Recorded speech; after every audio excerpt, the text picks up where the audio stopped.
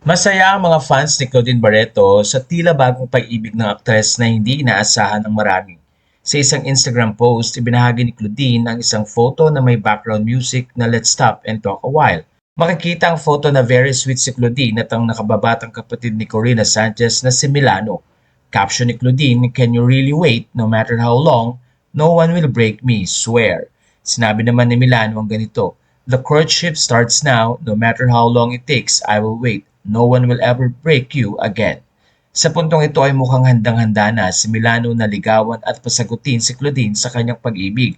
At dahil dito, mabilis ang mga netizens na busisiin ang buhay ni Milano. Ayon na rin sa post ni Corina noong 2022, masayang-masaya siya para sa kapatid niya dahil nakapag-travel ito halos around the world.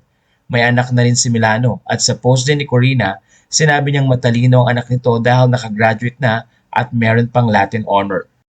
Sa nasabing post ay nag-congratulate din si Corina sa bagong pag-ibig ng kapatid pero last 3 years pa nga ito.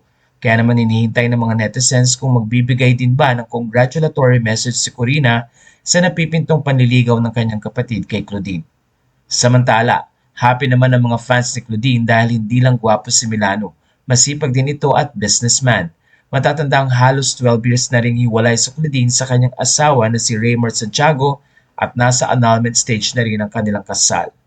Kamakailan ay umugong din ang bagong issue sa pamilya ni Claudine matapos magsalita ni Inday Barreto sa kanyang interview with OG Diaz. Doon ay maraming maanghang na salita ang nabanggit ni Inday laban kay Raymart. Ang issue na pinag-ugatan ay ang lupa na ibinenta ni Claudine na ayaw di umanong pirmahan ni Raymart. Dahil sa hindi magandang salita na nabitawan laban kay Raymart, naglabas din si Raymart ng official statement para pabulaanan ang mga paratang laban sa kanya, lalo na noong nagsasama pa sila ni Claudine. Sa pangalawang interview ni Inday Barreto, nakapagsalita naman ito ng mga bagay na tila hindi naging maganda sa pandinig ng kanyang anak na si Marjorie. Inamin ni Marjorie na masakit para sa kanya na maparatangan ng mga bagay na hindi naman totoo. Kaya nagsalita din siya at sinabi na hindi niya inaasahan ang mga nabanggit ng kanyang ina.